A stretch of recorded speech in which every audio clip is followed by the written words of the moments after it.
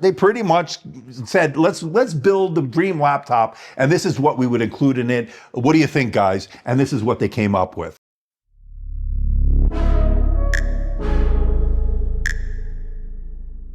So here it is, the Dell Pro Max 16 Premium. Try saying that 100 times. The review is here, and to save you some time, because I value your time, here are my thoughts. This thing is phenomenal. Now, if you have the budget, it is expensive, buy this. This thing is pretty amazing because it has this. This display is simply superb. This is a tandem OLED display, 16 inches, 3840 by 2400, 120 hertz. Enough said. It is also a multi-touch display. Enough said. Keyboard here is the Zero Lattice keyboard with a LED backlight, mini LED backlight for more efficiency. That's great. Haptic touchpad, amazing. Thunderbolt 5 ports, 2 of them on the left side, 1 Thunderbolt 4 on the right, full-size SD card reader, all great. The battery life, you're going to get 7 to 8 hours in terms of mixed use, about 9 to 10 hours video playback. That's been great, especially for a tandem OLED that can peak as high as 1,000 nits. It's an HDR True Black display, or VESA True Black display. It also can be as bright as 600 nits in standard dynamic range, and that has been amazing. Color accuracy is there, color gamut is there. This thing is a creator's dream in a lot of ways. So that is my take, but if you want to see more in depth, stick around as we're about to check it out right now. Hey everybody, it's Andrew, and this is the Dell Pro Max 16 Premium review. Brand new for 2025, coming up. All right, let's start off with the build and design. This gray finish is super premium. It does collect a little bit of fingerprints, so you might be wiping it down. Oleophobic coating is there, but again, carry a cleaning cloth. This premium build is rock solid. It's as close as you're gonna get to MacBook quality. That's Apple-esque, and that is a compliment. Very little give or flex in the chassis. Now, it does feel substantial, doesn't feel cheap in any way. It feels super premium, and you are gonna be paying that premium price tag, as we'll get to in a little bit. But opening it up with one finger is without an issue. And of course, this is a screen that has minimal screen wobble. Great, so you don't feel it when you're typing. Everything is where it should be, perfectly engineered. I love this display hinges here. I mean, look at that, that's amazing. Now it goes back as far as you see here, so it doesn't go 180 degrees or anything like that, but it goes back far enough to give you a good viewing angle. Let's talk about the star of the show. That is this 16-inch tandem OLED display, and it is 120 hertz. It's a 3840 by 2400. It is a 16 to 10 aspect ratio. It can peak as bright as 1,000 nits, so this is one of the benefits of a tandem OLED. Tandem OLED is actually better than a standard OLED in a lot of ways. It's a more power efficient, as we'll see with the battery life, but it still suffers from PWM, so you have to go below a certain amount. They did a good job here. You have to go really low to actually detect it. I know some of you are sensitive to that, so I would be remiss if I didn't point it out. Screen burn-in might be an issue, as with any OLED display, but of course I did not experience that with this unit in the month or so that I've had it. This is a touchscreen display. Multi-touch works, pinch to zoom works. That means you can navigate with your finger and all that stuff. It works out pretty handy. And no pen support or anything like that. Now, as far as creative work in Lightroom, Photoshop, video editing, Premiere Pro, DaVinci Resolve, this all worked well because it has excellent coverage of the color gamut. It is also color accurate. Now, as far as the overall display experience with this, I think this is a home run. There is no doubt about it. And I love the fact that it's 120 hertz for a very smooth, very fluid experience. Now let's talk about the keyboard, because this is a Zero Lattice keyboard and one of my favorites to type on. The tactility, the overall key travel has been very good. It's got a mini LED backlight on it, so it's going to be more power efficient, but it also allows you to get work in a dark room, a dimly lit cabin on an airplane. So this is definitely good for that. And a haptic touchpad has a nice size here. It's responsive for scrolling. Gestures work very well. You can control the intensity in the settings, and I think this is one of the best haptic touchpads out there. They did a fantastic job on this very premium laptop. All right, let's talk performance here, and this is running the Intel Core Ultra 7 265H. It has V Pro, but you can go up to the Core Ultra 9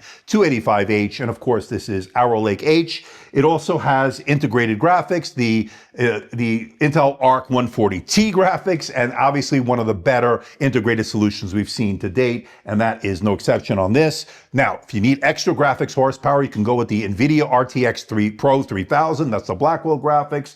That will give you more performance if you need it, and things like video editing in Premiere Pro, DaVinci Resolve, that definitely will benefit from that higher end GPU. Now, when it comes to the actual numbers, the single multi-core performance on this were very good. It's not going to be as good as the M4 Max on that 16-inch MacBook Pro that I have, so just keep that in mind, but it is very good. So when you're doing Microsoft Office, email, web browsing, you will not notice any slowdowns or hiccups. Smooth, fluid is the name of the game. Now, graphics-wise, like I said, if you're looking at 3D Mark, stuff like that, in Time Spy, Firestrike, Wildlife Extremes, this is obviously what we'd expect with the Intel Arc 140T, which is impressive for an integrated solution. So you can do light 4K video editing, you can play games if you lower the settings, but if you want that extra graphics horsepower, opt for the NVIDIA RTX Pro 3000 Blackwell graphics. That certainly will aid in this, and that is definitely the case with this baby. Now, as far as thermals are concerned, when you push this under heavy load, yes, you will notice the fans, they will kick in, and it never gets overly hot externally here where you place your fingers on the keyboard. That never overheated, and the underside never got overly hot either, so that has been pretty good. So the thermals on this, they kept it at bay, and I think they did a pretty decent job overall. Now, when it comes to battery, this actually did better than I expected. It got 7 to 8 hours on the PC Mark 10 Modern Office test, a mixed use test. It got about 9 or so hours in the video playback. So that's about what you can expect on this with such a high-end tandem OLED display, UHD plus 120 hertz. So don't expect more out of that. So that is the case. And then when it comes to charging, they do supply you with a nice charging adapter in the box, not overly big or anything like that. But if you need to get extra charge for the NVIDIA GPU, if you go with that option, they give you a more beefier, more wattage in terms of that. So that will definitely aid in that. Now, it does have an 8 megapixel IR webcam. It's pretty amazing. The IPU, the image processing unit on this, is off the charts. They did a great job. Now, it's IR. That means you can log in with face recognition. Obviously, let's give it a look and a listen, and you let me know what you think in the comments section below. So this is that 8 megapixel front-facing camera here on the Dell Pro Max 16 Premium. It's an IR camera. That means you can log in with face recognition with Windows Hello. What do you think about the video quality? What do you think about the audio quality? And by the way, the power button doubles as a fingerprint scanner for those that want to log in that way. There is the studio effects here. Let's take a look at the background effects. You got the standard blur. They do a really nice job here. Portrait blur, beautiful.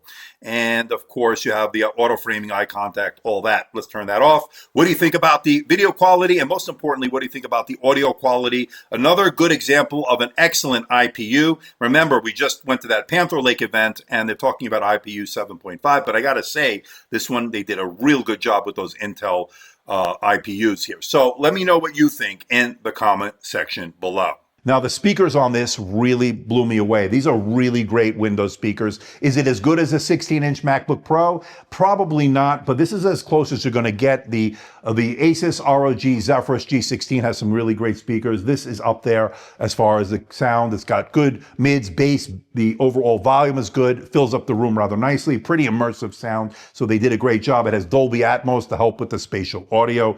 Let's give it a listen, and of course, you let me know what you think in the comment section below.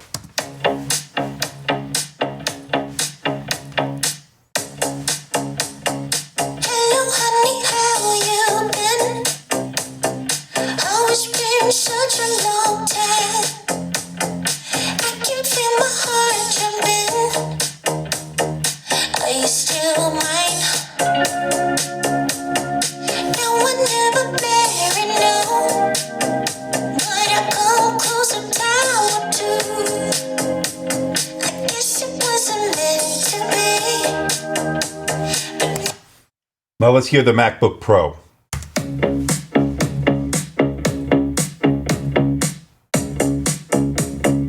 Hello, honey, how you been? Oh, it's been such a long time. I can feel my heart jumping. Are you still mine? No one ever married, no. But I come close a time or two.